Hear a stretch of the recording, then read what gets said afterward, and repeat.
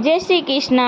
नमस्कार दोस्तों, आज मैं आपको अधिक मास कृष्ण पक्ष की परमा एकादशी की कथा सुनाने जा रही हूँ। प्रेम से बोली विष्णु भगवान की जय हो, पुरुषोत्तम भगवान की जय हो। इतनी कथा सुनकर युधिष्ठिर ने कहा, भगवंत, मल्ल मास अधिक मास की कृष्ण पक्ष की एकादशी का क्या नाम है एवं उसका विधान क्या है?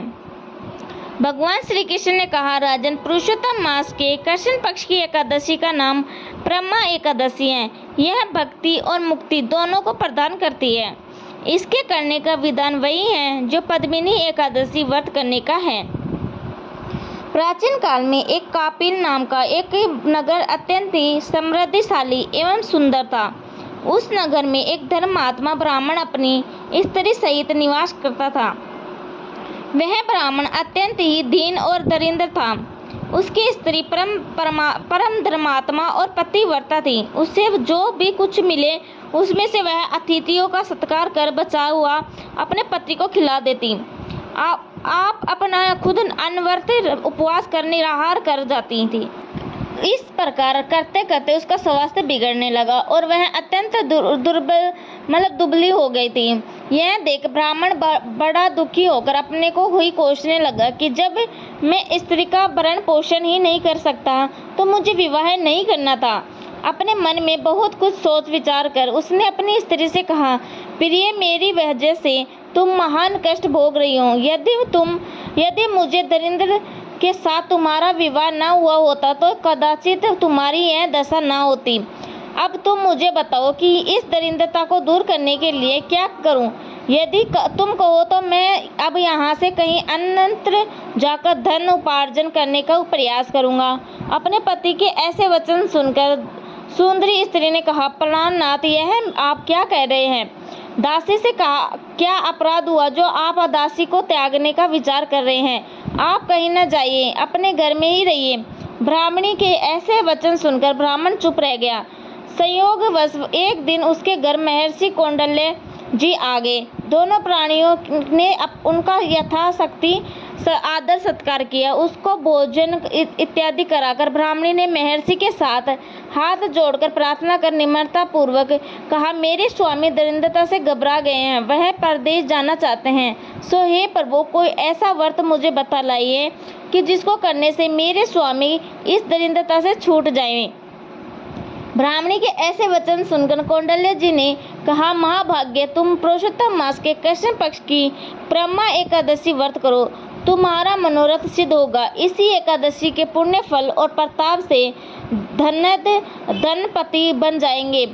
इसी एकादशी के पुण्य फल एवं प्रताप से महाराज हरिवंश का गया, वहाँ राज्य पुण्य प्राप्त हुआ। साथ ही साथ पंचरात्रि व्रत का महात्म और भी अद्भुत एवं महान है। एकादशी से लेकर अमावस्या तक नित्य प्रति स्नान कर भगवान का पूजन कर निराहार रहकर व्रत करो और रात्रि में जागरण करो।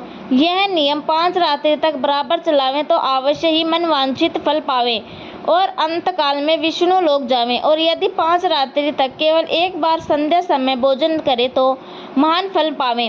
विधान, ब्राह्मणों को तिल पात्र दान करने से पात्र में जितने तिल होते हैं उतने वर्ष पर स्वर्ग सुख भोग करने का फल प्राप्त होता है। अरस्तु, तुम भी अपने पति के साथ मिलकर इस व्रत का अनुष्ठान करो, तुम्हारी कामना अवश्य पूर्ण होगी। महर्षि के कथन अनुसार दोनों ने परमा एवं पंचरात्रि व्रत तथा रीति धारण किया। पंचरात्रि होकर जिस समय प्रभात हुई वे लोग व्रत का पारण कर चुके। उसी वक्त उसके पास एक राजकुमार आ उपस्थित हुआ और उन्हें राज सम्मान के साथ ही सात सुंदर सामग्रियों से भरे उत्तम भवन और अतुल धनराज तथा जागीर प्रदान किया। पंचरात्रि व्रत के प्रभाव से वह ब्राह्मण और ब्राह्मणी इस लोक में महान सुख और संपत्ति का भोग कर अंतकाल में विष्णु लोक को गए। भगवान श्री कृष्ण कहते हैं कि इस प्रकार प्राचीन काल में भूवाहन नामक एक दानी तथा प्रतापी राजा था। वह प्रतिदिन ब्राह्मणों को 100 गाय दान करता था। उसी राज्य में प्रभावती नाम की एक बाल विधवा बहारी रहती थी। वह भगवान विष्णु और भगवान शंकर की परम उपासक थी। वह अधिक मास में नित्य स्नान कर विष्णु भगवान तथा शंकर भगवान की पूजा किया करती थी। इसी बीच वह हरि वल्लभा एकादशी व्रत भी किया करती थी।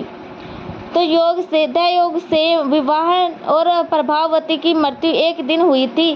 दोनों एक साथ धर्मराज जी के दरबार में पहुंचे। धर्मराज जी ने उठकर प्रभावती और स्वागत किया, परंतु राजा का स्वागत नहीं किया गया। राजा को अपने द्वारा किए गए दान पुण्य पर पूरा भरोसा था, परंतु अपना स्वागत न किया जाना और राजा को बड़ा आश्चर्य लगा। इसी समय व्यक्ति के कार्यों का लेखा जोखा करने वाले चित्रगुप्त जी ने आकर प्रभावती तथा राजा को क्रम अनुसार विष्णु लोक और स्वर्ग लोक जाने की बात बताई। राजा को यह सुनकर और भी आश्चर्य हुआ। राजा ने धर्मराज जी से इसका कारण पूछा। धर्मराज जी ने इसका कारण प्रभावती द्वारा हरिबलवा एकादशी व्रत करना बताया।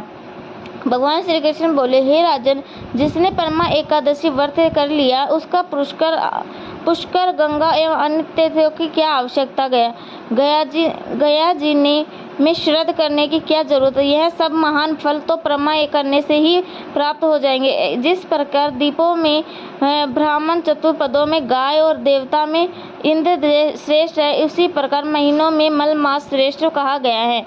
उनके अंतर्गत 5 रात्रि और भी महापुण्यों को देने वाली है। इससे भी अधिक पुण्यप्रद और अक्षत फल देने वाली पद्मिनी और परमा नाम की एकादशियां हैं, क्योंकि 84 लाख योनियों के भ्रमण के बाद मनुष्य योनि में जन्म बड़े ही भाग से मिलता है। इसीलिए बलपूर्व सबको पुण्य संचित करना चाहिए। हे राजन, आपने जो प्रश्न मुझसे किया था उसका उत्तर मैंने तुमको दे दिया है। आप तुम्हें भी श्रद्धा भक्ति समेत परमा एकादशी का व्रत करना चाहिए। प्रेम से बोले, विष्णु भगवान की जय हो, पुरुषोत्तम भगवान की जय हो।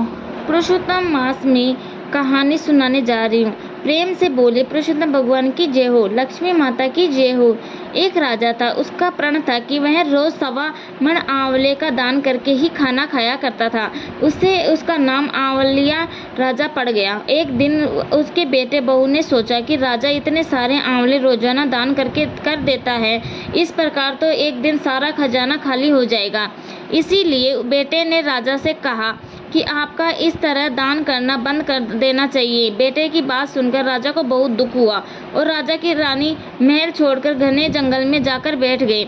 राजा रानी आंवला दान नहीं कर पाए थे और प्रण के कारण कुछ खाया भी नहीं था। जब भूखे प्यासे 7 दिन हो गए तब भगवान ने सोचा कि यदि मैंने इसका प्रण नहीं रखा और उसका सत्य नहीं रखा तो मेरे ऊपर से इसका विश्वास चला जाएगा। इसीलिए भगवान ने जंगल में महल, राज्य और बाग बगीचे सब बना दिए और ढेरों आंवले के पेड़ लगा दिए।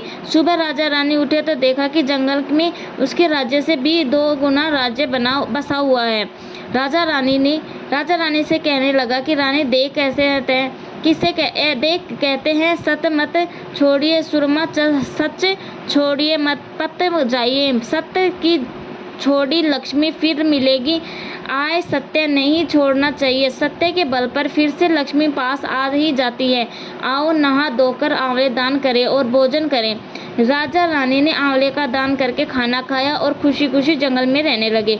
उधर आंवला देवता का अपमान करने व माता पिता से बुरा व्यवहार करने के कारण बहू बेटे के बुरे दिन आ गए। राजा दुश्मनों के छीन लिया गया, दाने दाने को मोहताज हो गए और काम ढूंढते हुए अपने पिताजी के राज्य में जा पहुंचा। उसके हालत बिगड़े हुए देख गए थे कि और पिता ने उन्हें बिना पहचाने हुए ही काम कर रख लिया। बेटे की बहू सोच भी नहीं सकते थे कि उनके माता पिता इतने बड़े राज्य के मालिक हो सकते हैं, सो उन्होंने भी अपने माता पिता को नहीं पहचाना। एक दिन बहू ने सास के बाल गूंथते समय उसके पीठ पर मसा देखा। उसे यह देखकर रोना आने लगा कि ऐसा मसा मेरे सास के पीठ पर भी था। हमने यह सोचकर उन्हें आंवले दान करने से रोका था तो हमारा धन नष्ट ना हो। आज वह लोग ना जाने कहाँ होंगे। यह बात सोचकर बहू रोने लगी। उसकी आंखों में आंसू निकलकर सास के पीठ पर गिरने लगी। रानी तुरंत उठी और पूछा, तुम क्यों रो रही हो? उसने बताया, उसके पीठ पर जैसा मसा है वैसा ही मेरी सास के पीठ पर भी था। उन्हें आंवले दान करने से मना कर दिया था, इसीलिए वे घर छोड़कर कहीं चले गए। इतना सुनते ही रानी ने अपनी बहू को पहचान लिया। रानी ने अपनी बहू से राज्य का सारा हाल पूछा। बहू अपने सास को पहचानने के बाद क्षमा मांगने लगी। सास ने उसे समझाया कि दान करने से धन कम नहीं होता बल्कि बढ़ता है। बेटे बहू दोनों राजा रानी के साथ रहने लगे और अपने माता पिता के साथ वह भी आंवला दान करने लगे। हे विष्णु भगवान, जैसे आपने राजा रानी का साथ, वैसे ही ही सब सत रखना, सब पर अपनी कृपा बनाए रखना, कहानी अधूरी हो तो पूरी करना, पूरी हो तो मान रखना, सबके नित्य नियम और व्रत का पूर्ण करना। प्रेम से बोलिए विष्णु भगवान की जय हो, पुरुषोत्तम भगवान की जय हो, गंगा माता की जय हो। वीडियो पसंद आए तो लाइक, सब्सक्राइब एंड कमेंट जरूर करना। थैंक यू, धन्यवाद, राधे राधे।